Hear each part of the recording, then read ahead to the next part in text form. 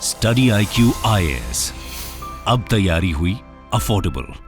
नमस्कार दोस्तों आज हम बात करेंगे वीजा शॉपिंग को लेकर। देखो यहाँ पर मैं कोई visa, credit card, debit card या फिर मास्टर कार्ड वाला वीजा की बात नहीं कर रहा हूँ। हम बात कर रहे हैं जो पासपोर्ट में वीजा लगता है उसका। तो रिसेंटली क्या हुआ है, इससे रिलेटेड काफ़ी सारी खबरें आई हैं कि भारत में जो वीजा शॉपिंग है वो काफ़ी पॉपुलर हो रहा है। तो ये आखिरकार हो क्यों रहा है, और डेफिनेटली आपके एग्जाम में इससे रिलेटेड क्वेश्चन आ सकते हैं कि रिसेंटली ये न्यूज़ में था, ये होता क्या है, वो सारी चीज़ें मैं आपको बताऊंगा। चलिए आगे बढ़ते हैं, लेकिन उससे पहले ध्यान रखिएगा, आप में से जो भी लोग यूपीएससी की तैयारी कर रहे हैं, कोई भी बैच लेना चाहते हैं, आज से हमारा 3 live batch, pure English, pure Hindi और इंग्लिश बैच स्टार्ट हो चुका है, अलग अलग वैलिडिटी के साथ। सबसे खास बात है कि दशहरा सेल चल रहा है, सबसे कम दाम पर आपको ये सभी बैचेस मिल जाएंगे। बस आपको यूज करना है कोड अंकित लाइव। ये कोड इस्तेमाल करने से आपको मैक्सिमम डिस्काउंट मिलता है और आप किसी भी बैच में, किसी भी कोर्स में सबसे कम दाम पर एनरोल करा पाते हैं। और इसके अलावा अगर आप एमसीक्यूज अटेम्प्ट करना चाहते हैं तो मेरे इंस्टा पेज पर जाइए, वहां पर स्टोरीज में जितने भी एमसीक्यूज हैं उसको आप अटेम्प्ट कर पाएंगे। तो चलिए शुरुआत करते हैं और सबसे पहले तो ये देखते हैं कि एग्जैक्टली हो क्या रहा है। देखिए, बताया ये जा रहा है कि प्रैक्टिस ऑफ वीजा शॉपिंग ये कई सारे भारतीय राज्यों में पॉपुलर हो रहा है, स्पेशली पंजाब के अंदर बताया जाता है, जहां पर जो ट्रैवल कंपनीज हैं, जैसे कि मान लो अगर आपको कहीं बाहर जाना है, ठीक है, तो आप किसी ट्रैवल कंपनी से कांटेक्ट करते हो कि हमें इस देश जाना है, यहां पर जाकर कुछ काम करना है, या फिर आप ट्रैवल करने के लिए जाना चाहते हो लेकिन आपका वीज़ा नहीं लग पा रहा है। तो ट्रैवल कंपनीज क्या करती हैं कि उसका दूसरा तरकीब निकालने की कोशिश करती हैं, और वो जो तरकीब होता है उसको कहा जाता है वीज़ा शॉपिंग। वो मैं आपको आगे बताऊंगा। तो क्वेश्चन यहां पर यही है कि वीजा शॉपिंग होता क्या है, लोग इसके अंदर क्यों एंगेज होते हैं, और क्या ये लीगल है कि इलीगल है, वो भी मैं आपको बताऊंगा। तो सबसे पहले देखते हैं कि वीजा शॉपिंग का मतलब क्या होता है। What do we mean by visa shopping. देखो, इसमें बेसिकली अगर मैं आपको सरल शब्दों में बताऊं, जैसे कि मान लो अगर आपको कंट्री ए जाना है, लेकिन कंट्री ए का आपको वीजा नहीं मिल पा रहा है, ठीक है, वहां की जो एम्बेसी है उस देश की, वो आपको वीजा नहीं दे रही है, तो आप क्या करते हो, आप किसी दूसरे देश के लिए, कंट्री बी के लिए अप्लाई करते हैं वीजा। अगर आपका वहां का वीजा मिल गया तो ऑटोमेटिकली आपको क्या होगा कि अगर आप उस बी कंट्री का वीजा ले लिए तो आप उस वीजा के माध्यम से कंट्री ए में एंटर कर सकते हैं। आई होप कि आपको समझ में आ रहा होगा कि यहां पर आप जाना चाहते थे कंट्री ए, लेकिन कंट्री ए का वीजा नहीं मिला, तो आपने कंट्री बी के लिए वीजा अप्लाई कर दिया और उस कंट्री का वीजा आपको मिल गया, क्योंकि कंट्री बी का जो वीजा प्रोसेस था वो सरल था, वो सब कुछ आसानी से हो गया।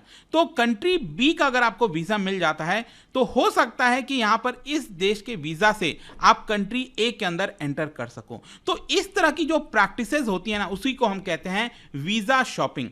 और ये मैं आपको आगे एग्जांपल से बताऊंगा कि ये वर्क कैसे करता है। मतलब ऐसा कैसे हो सकता है कि आप कंट्री ए जाना चाहते थे लेकिन कंट्री बी का वीजा लेकर आप कंट्री ए में चले गए, वो मैं आपको आगे बताऊंगा। लेकिन इसके साथ साथ मैं आपको एक और इंटरेस्टिंग चीज बताता हूं। यहां पर कई बार लोग क्या करते हैं कि किसी दूसरे देश का वीजा के लिए अप्लाई कर देते हैं, भले ही उनको उस देश जाना हो या ना जाना हो। जैसे कि मैंने आपको क्या बोला, आप जाना चाहते थे कंट्री ए और आपने अप्लाई कर दिया कंट्री बी के वीजा के लिए। अब हो सकता है कि शायद आपको कंट्री बी का वीजा मिल जाए लेकिन फिर भी आपको कंट्री ए के अंदर एंट्री ना मिले। लेकिन कई बार क्या होता है ना, क्योंकि आपके पास कंट्री बी का वीजा था, तो जब आप दूसरी बार कंट्री ए के वीजा के लिए अप्लाई करने जाओगे तो वहां की एम्बेसी देखेगी ना कि आपके पासपोर्ट में कंट्री बी का भी वीजा लगा हुआ है।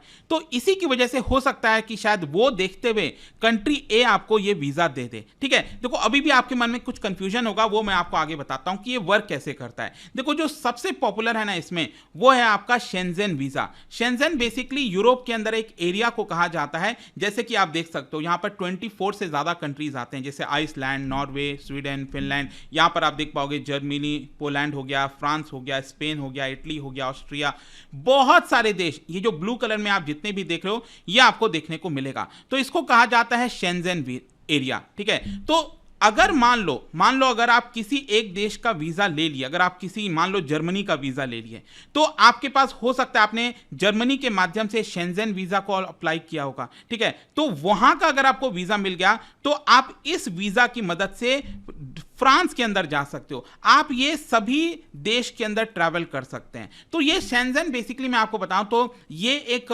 एग्रीमेंट लाया गया था यूरोपियन कंट्रीज के बीच में, जो कि आया था 1985 में। और इसके तहत क्या होता है कि जो मेंबर कंट्रीज हैं, जैसे मान लो कोई जर्मनी का कोई व्यक्ति है, वो पोलैंड भी जा सकता है, फ्रांस भी जा सकता है, उसको बार बार वीजा अप्लाई करने की जरूरत नहीं है। अगर आपके पास किसी भी देश का पासपोर्ट है इनमें से, तो आप आराम से वहां पर ट्रैवल कर सकते हो।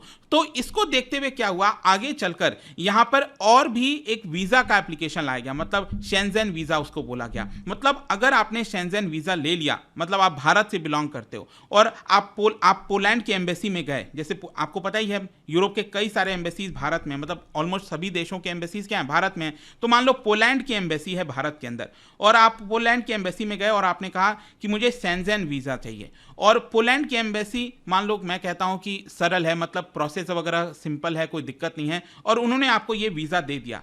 अब मान लो पहले आप गए थे फ्रांस की एम्बेसी में और फ्रांस ने आपको वीजा नहीं दिया था, तो आपके लिए तो दिक्कत हो गई ना, अब आप फ्रांस कैसे जाओगे? तो इसके लिए आपने क्या किया, इनडायरेक्ट वे से पोलैंड से आपने शेंजन वीजा अप्लाई कर दिया, वहां से आपको शेंजन वीजा मिल गया, और एक बार आपको वो वीजा मिल गया मतलब आप इनमें से किसी भी देश जा सकते हो। अब आप स्पेन भी जा सकते हो, फ्रांस भी जा सकते हो, जर्मनी भी जा सकते हो। तो यही है आपका शेंजन वीजा। आई होप कि आपको समझ में आया होगा। और साथ ही साथ यहां पर 24 से ज्यादा कंट्रीज हैं, जैसा कि मैंने आपको बताया।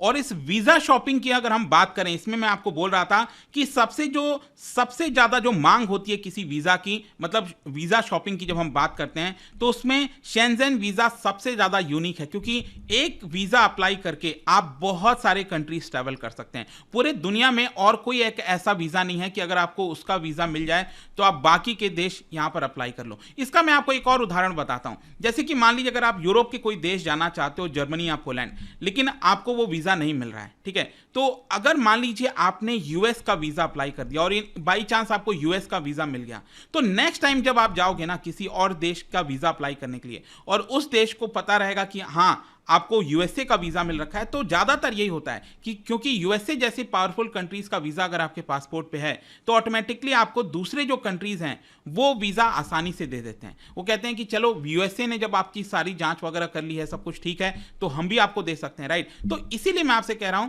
कि यहां पर ये जो पूरा कॉन्सेप्ट है ना, इसको वीजा शॉपिंग के तहत देखा जाता है। और रिसेंटली कई सारे एग्जाम्पल इससे रिलेटेड सामने आए हैं, जैसे कि शेंजन वीजा में ही आपको मैं एग्जाम्पल बताता हूं। जैसे कि एक व्यक्ति था जिसको स्पेन जाना था, लेकिन स्पेन का वीजा उसका रिजेक्ट हो गया था। तो इसको देखते हुए यहां पर क्या किया, उसने किसी दूसरे देश से, मतलब यूरोप के शेंजन एरिया के किसी दूसरे देश से अप्लाई किया और वहां से उसको मिल गया वीजा, और फाइनली वो स्पेन भी ट्रैवल कर पाया। तो इस तरह से हुआ। वैसे ही एक स्टूडेंट था जो कि जर्मनी जाना चाहता था, लेकिन जर्मन का जो वीजा है उसका रिजेक्ट हो गया था, नहीं मिल पाया। तो उसने क्या किया, जो लग्जमबर्ग है उसका वीजा अप्लाई कर दिया, और उस वीजा के माध्यम से वो फाइनली जर्मनी भी ट्रैवल कर गया। तो चलो अब चीजें तो समझ में यहां पर आ गई, लेकिन इसके साथ साथ यहां पर क्या वर्क के लिए भी लोग जाते हैं? बिल्कुल, मैं आपको बता दूं कि कई बार ऐसा भी देखने को मिला है, जैसे पोर्टुगल हो गया। पोर्टुगल में लोग काम करने के लिए जाते हैं क्योंकि वहां पर काफी आसानी से आपको काम मिल जाता है, और जो लोकल एजेंट्स हैं वहां पर वो आपको मदद कर देते हैं काम दिलाने के लिए। तो कई बार लोग इस तरह के शेंजन वीजा लेकर यूरोप के देशों में काम करने के लिए भी जाते हैं। तो स्पेशली भारत, पाकिस्तान, इस तरह के कई जो साउथ एशियन कंट्रीज हैं, यहां पर ये जो वीजा है वो काफी पॉपुलर है। लेकिन क्वेश्चन यहां पर यह है कि क्या ये लीगल है कि इलीगल है? देखो, अगर आपने नियम के तहत किया है, सब कुछ सही तरीके से किया है, तब तो कोई दिक्कत, तब तो ये सारी चीजें लीगल में मानी जाएंगी, क्योंकि प्रोसेस ही ऐसा है, नियम ऐसा बनाया गया है। जब नियम खुद ये कहता है कि अगर आपको एक कंट्री का वीजा मिल गया और आप बाकी के कंट्रीज उस वीजा से जा सकते हो, तो क्यों प्रॉब्लम होनी चाहिए? नहीं होनी चाहिए। लेकिन क्या हो रहा है, अब धीरे धीरे इसको लेकर कंसर्न बढ़ता जा रहा है, क्योंकि रिसेंटली इस तरह की कई खबरें सामने आई, जैसा मैंने आपको बताया कि जर्मनी अगर मना कर देता है वीजा देने के लिए, लेकिन आपने दूसरा कोई वीजा ले लिया यूरोप का और उससे आप जर्मनी ट्रैवल कर गए। और इसीलिए रिसेंटली हुआ भी था, मई के महीने में इसी साल, मैं आपको बता दूं, जो एस्टोनिया है उसकी जो एम्बेसी है नई दिल्ली में भारत के अंदर, उन्होंने वीजा शॉपिंग को लेकर आवाज उठाई थी और यहां पर वार्निंग भी दिया था और कहा कि अगर आप शेंजन वीजा लेकर एक से ज्यादा कंट्रीज ट्रैवल करते हो यूरोप के अंदर, तो आपको उस देश का, मतलब जिस दूसरे देश में आप जा रहे हो, उसका भी वीजा अप्लाई करना चाहिए विथ मैक्सिमम स्टे। क्योंकि अगर आप ऐसा नहीं करते तो आप एक तरह से यहां पर गलत काम करने की कोशिश कर रहे हो। मतलब कि देखो, बेसिकली क्या है ना, एम्बेसी ये कह रही है कि आपका नियत क्या है बेसिकली। तो अगर आपका नियत था, अगर आपको मान लो एम्बेसी को पता चल गया कि आपने पहले जर्मनी का वीजा अप्लाई किया था लेकिन वो जर्मनी का वीजा आपको मिला नहीं, लेकिन आपने उस दूसरे देश का वीजा लेकर आप जर्मनी ट्रैवल कर गए, तो अगर इन देशों को आपका ये चीज पता चल जाता है तो यहां पर आप प्रॉब्लम में आ सकते हो। यहां पर यह कहना है कि वो लोग आपको जो है उस देश से बाहर भेज सकते हैं, आपको भारत वापस भेजा जा सकता है। इनफैक्ट कई बार तो यह भी देखने को मिला है कि जैसे मान लीजिए आपने जर्मनी का वीजा, जर्मनी का एग्जांपल लेते हैं, आपने ये वीजा अप्लाई किया था, नहीं मिला, तो आपने क्या किया, लग्जमबर्ग का वीजा ले लिया। लेकिन जब आप दिल्ली से ट्रैवल कर रहे हो और आप दिल्ली से डायरेक्टली जर्मनी जा रहे हो, आपने किसका वीजा लिया है, लग्जमबर्ग का लिया है, लेकिन आप दिल्ली से कहां जा रहे हो, डायरेक्टली जर्मनी जा रहे हो, ये कहते हुए क्योंकि मेरे पास शेंजेन वीजा है, आपके पास, आप कहीं भी ट्रैवल कर सकते हो। तो उस केस में कई बार सस्पिशन के आधार पर आपको दिल्ली के एयरपोर्ट पे ही रोक दिया जाएगा, आपको जाने ही नहीं दिया जाएगा। तो इस तरह की चीजें रिसेंटली सामने आई हैं एंड मुझे लगा कि आपके एग्जाम पॉइंट ऑफ व्यू से हो सकता है वीजा शॉपिंग को लेकर कुछ क्वेश्चन आ जाए, तो आपको इसके बारे में पता होना चाहिए। तो आई होप कि अब आपको चीजें क्लैरिटी मिल गई होंगी। और जाने से पहले एक इंटरेस्टिंग क्वेश्चन, हम यहां पर सिटीजनशिप का एक क्वेश्चन करेंगे, that is which of the following institutions hold the ultimate power to manage the rights of citizenship in India. भारत में सिटीजनशिप का जो राइट है उसको मैनेज करने के लिए अल्टीमेट पावर किस इंस्टीट्यूशन के पास है, आपको बताना है। इसका राइट आंसर आप सभी को पता है, मेरे इंस्टाग्राम पर तो मिलेगा ही, वहां पर अगर आप नहीं हो कोई बात नहीं, टेलीग्राम से ले सकते हैं इसका सही उत्तर। मैं कई सारे जो एमसीक्यूज हैं वो यहाँ पर स्टोरीज में डालता रहता हूँ। बाकी अगर आपको पीडीएफ चाहिए तो टेलीग्राम पर आइए, अलग अलग सोशल मीडिया पर आप जुड़ पाओगे। और जैसा मैंने आपको बताया, यूपीएससी की अगर आप तैयारी कर रहे हो, just use the code Ankit live to get maximum discount. And I hope की वीडियो आपको पसंद आया होगा। मिलता हूं आपसे next time. Till then, thank you very much, see you soon. Study IQ IAS, अब तैयारी हुई अफोर्डेबल।